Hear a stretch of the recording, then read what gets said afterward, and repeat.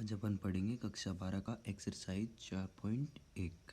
Question number 1 दिया हुआ है, के किस मान के लिए सारणिक के 2, 4 और -3 का मान क्या होगा? शून्य होगा। देखो अपने पास उसने कहा है ये सारणिक का चिन्ह हुई के 4, 2, -3 का मान शून्य होगा। तो मैं मान लेता हूँ का मान शून्य होगा। तो अपने को यहाँ के का मान निकालना है। बड़ा आसान से सवाल है। जब सारणिक में मान निकालना होता है तो अपन क्या करते हैं, पहले तो अग्र विकिरण के अवयवों को आपस में गुणा करते हैं। तो अग्र विकिरण के अवयव कौन है? के और -3, दोनों का आपस में मल्टीप्लाई कर दिया। फिर बीच में निशान माइनस आता है। सारणिक में बीच में निशान हमेशा माइनस आता है और अवयव में बीच में निशान हमेशा किसका आता है? प्लस का आता है। फिर किसको गुणा करूँगा मैं?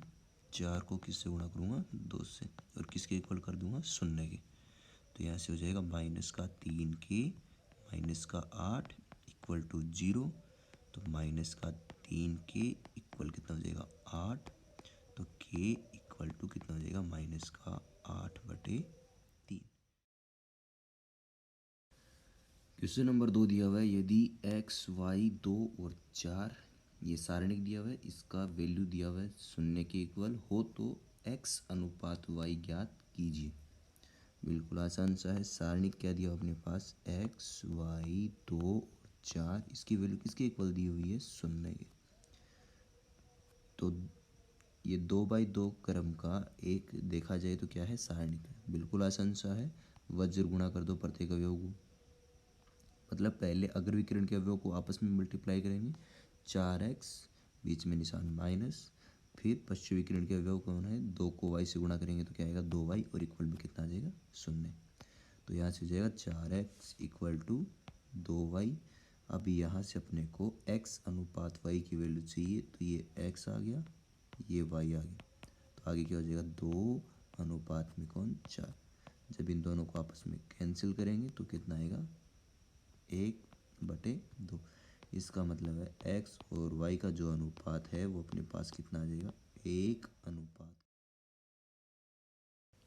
क्वेश्चन दिया हुआ है, यदि सारणिक 2, 3 y और x इक्वल टू 4 तथा दूसरा सारणिक दिया हुआ है x, y 4 और 2 इक्वल टू 7 हो तो x तथा y के मान ज्ञात कीजिए। देखो पहला सारणिक क्या दिया हुआ है? 2, 3 y और x इक्वल टू कितना दिया हुआ है? 4। दूसरा जो सारणिक है x, y 4 और 2 इक्वल टू कितना है? 7। तो पहला जो सारणिक है इसको कैसे हल करेंगे? पहले अग्र विकिरण के अवयवों को गुणा, फिर माइनस पश्चिम विकिरण के अवयवों को गुणा, और कितने के इक्वल कर देंगे उसको? 4 के। इसको दे देते हैं क्वेश्चन नंबर 1। आगे वाले में पहले अग्र विकिरण के अवयवों को गुणा, फिर माइनस पश्चिम विकिरण के अवयवों को गुणा, और इक्वल में कौन कर देते हैं? 7। समीकरण नंबर कितना? 2। अब अपन यहाँ एक काम करते हैं, क्या? समीकरण 1 प्लस का कितना? 1 प्लस नहीं भाई, 1 माइनस करते हैं।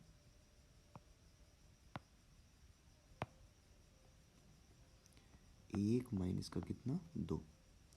तो करते हैं तो अपने पास कितना आता है? 2x - 3y में से 2x माइनस का तो 4y घटा देंगे, और आगे 4 माइनस का कितना घटा देंगे? 7। तो ये कितना हो जाएगा? 2x माइनस का 3y माइनस का 2x प्लस का 4y और इक्वल में माइनस का 3। 2x से कौन घट गया? 2x। 4y में से 3y घटेगा तो कौन बचेगा? y। तो y की वैल्यू कितनी निकल के आ गई? माइनस का 3। अब क्या लिखेंगे? y बराबर माइनस का 3 समीकरण 1 में रखने पर।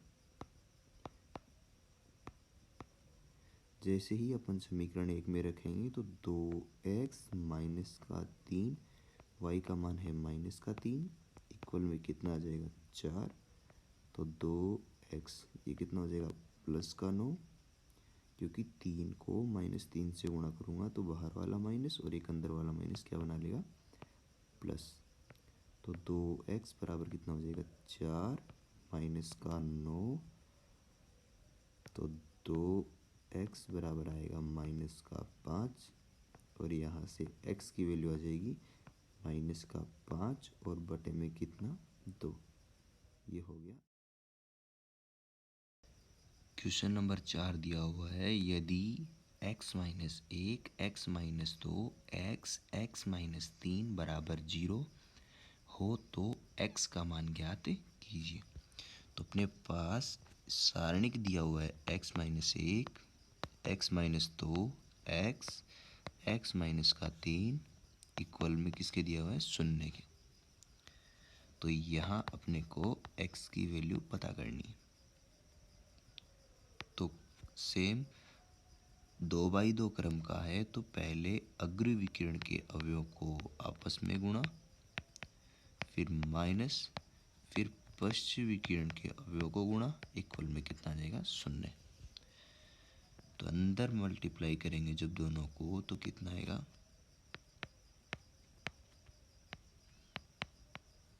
ये आ जाएगा। फिर माइनस आगे वाले जब दोनों पदों को आपस में मल्टीप्लाई करेंगे तो क्या आ जाएगा, x² माइनस का 2x और इक्वल में कितना आ जाएगा 0। तो ये हो जाएगा x² माइनस का 4x प्लस का 3 माइनस का x² प्लस का 2x इक्वल में कितना आ जाएगा 0। x² से x² कैंसिल, ये माइनस का 2x और प्लस का 3 इक्वल टू 0। तो माइनस का 2x और बराबर में कितना हो जाएगा -3। माइनस से माइनस कट जाएगा। अपने को 2x की वैल्यू नहीं, अपने को वैल्यू चाहिए x की। तो x की वैल्यू कितनी हो जाएगी 3 और बटे में कितना 2। तो ये अपने पास x का मान कितना। क्वेश्चन नंबर 5 दिया हुआ है, निम्न सारणिकों में प्रथम स्तंभ के अवयवों की उपसारणिक एवं सैखंड लिखकर उसका मान ज्ञात कीजिए। इसमें अपने पास 2 क्वेश्चन दिए हैं। तो अपन पहले क्वेश्चन को हल करते हैं। पहले क्वेश्चन में अपने पास जो सारणिक दिया हुआ है वो दिया हुआ है 1 माइनस का 3 2 और दूसरा जो पंक्ति है वो 4 माइनस 1 2 और तीसरा दिया हुआ है 3 5 और कितना दिया हुआ है 2। अब इसने कहा है कि प्रथम स्तंभ के अवयवों की उपसारणिक। तो सबसे पहले मैं उपसारणिक को किससे दर्शाऊंगा, ए से दर्शाऊंगा, कैपिटल ए से। अब प्रथम स्तंभ अपने पास यही है, इसका मतलब है प्रथम स्तंभ के अवयव 1 4 और 3। इन तीनों का मेरे को क्या लिखना है, यहाँ पे उपसारणिक लिखना है। तो जो पहला अवयव है ये क्या है, ये पहली तो पंक्ति है और पहला ही स्तंभ का क्या है, ये मेरे पास यहाँ पे अवयव है। तो अब मेरे को कि पहले अवयव का अगर मेरे को उपसारणिक चाहिए तो मैं क्या लिखूंगा इसको,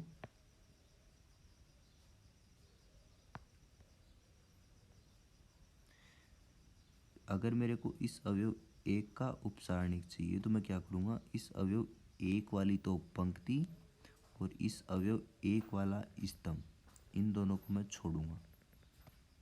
अवयव 1 वाली पंक्ति, अवयव 1 वाला स्तंभ, इन दोनों को जब अपन छोड़ते हैं तो अपने पास पीछे कौन निकल के आता है, वो आता है माइनस का 1 2 5 और कितना 2। फिर ऐसे ही अगर मेरे को अवयव 4 निकाल, दूसरा अवयव कौन है इसका 4, तो दूसरा अवयव 4 दूसरी तो पंक्ति का है और प्रथम क्या है स्तंभ का है। तो उसको मैं क्या लिखूंगा, A2 और कितना 1। तो दूसरी पंक्ति का जो अवयव है वो कितना है यहाँ पे 4। तो 4 वाली तो पंक्ति गायब करो और 4 वाला ही कौन गायब करो, स्तंभ करो। अगर आपको क्या चाहिए, अगर आपको यहाँ उपसारणिक निकालना है तो 4 की पंक्ति गायब करो और 4 का स्तंभ गायब करो। जैसा ऊपर वाले में किया था, 1 वाली पंक्ति गायब 1 वाला स्तंभ गायब। तो जब अपन इनको गायब करते हैं तो अपने पास क्या आता है, -3, 2, 5 और ये कितना आ जाएगा 2। उसके बाद में अपने पास तीसरा अवयव कौन बच जाता है, 3। तो अवयव 3 का अगर आपको निकालना है उपसारणिक, तो अवयव 3 वाली पंक्ति और अवयव 3 वाला स्तंभ दोनों को अपन क्या कर देंगे, छोड़ देंगे। तो अवयव 3 क्या है, तीसरी तो पंक्ति का है और प्रथम क्या है, स्तंभ का। तो उसको अपन क्या लिखेंगे, A31। तो इसका मान अपने पास यहाँ कितना हो जाएगा, -3, 2, -1 और कितना 2। ये अपने पास तीनों अवयवों के उपसारणिक लिखे हैं। अब उसने कहा है उपसारणिक एवं सहखंड लिखकर उनका मान भी बताना है। तो अपन तीनों का क्या निकालेंगे अब यहाँ पे, मान।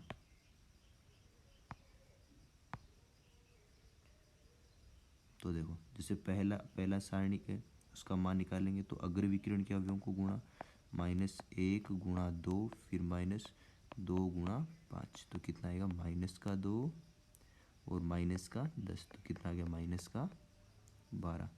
दूसरा है -3 गुणा 2 अग्र विकिरण के अवयव फिर पश्च विकिरण के अवयव। तो कितना आएगा, -6 -10। तो कितना आएगा, -16। और तीसरा है -3 इंटू 2 फिर -2 इंटू -1। तो हो जाएगा -6 और +2। तो कितना आएगा, -4। ये तो हो गए इनके उपसारणिक। उसके बाद में अपन क्या निकालेंगे, सहखंड। तो सहखंड को अपन किससे दर्शाएंगे, F से। और जो उपसारणिक था उसको अपन ने किससे दर्शाया है, कैपिटल A से। तो सहखंड का अपने पास एक फॉर्मूला होता है और वो फॉर्मूला होता है कि Fij equal -1 plus j। i का मतलब है पंक्ति और j का मतलब है स्तंभ, और इसको किससे मल्टीप्लाई करेंगे, उपसारणिक से। ये फॉर्मूला होता है, ये यहाँ काम में लेंगे।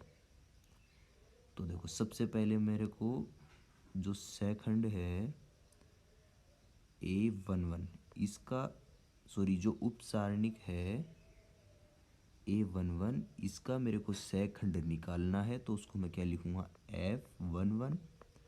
फॉर्मूले में जब मैं रखूँगा तो -1 प्लस 1। और फिर उपसारणिक का मान मेरे पास कितना आया था, पहले अवयव का -12। तो ये कितना हो जाएगा, -1 इंटू में -12। तो कितना आ जाएगा, -12। फिर इसके बाद में जो दूसरा सहखंड है उसको मैं लिखूँगा F21। फॉर्मूले में रखूँगा -1 प्लस 1। फिर यहाँ जो सहखंड जो उपसारणिक आएगा चेक करूँगा, A21 का मान कितना था, तो वो है -16। तो ये हो जाएगा -1 और ये -16। तो कितना आएगा अपने पास, ये +16। फिर उसके बाद में ये तीसरा सहखंड कौन हो जाएगा, F31 -1 प्लस 1। और फिर इनटू में क्या लिखूँगा यहाँ, उपसारणिक। तो चेक करूँगा A31 जो उपसारणिक है उसका मान कितना है, -4। तो ये हो जाएगा -1 और ये -4। तो कितना हो जाएगा ये अपने पास, -4। ये अपने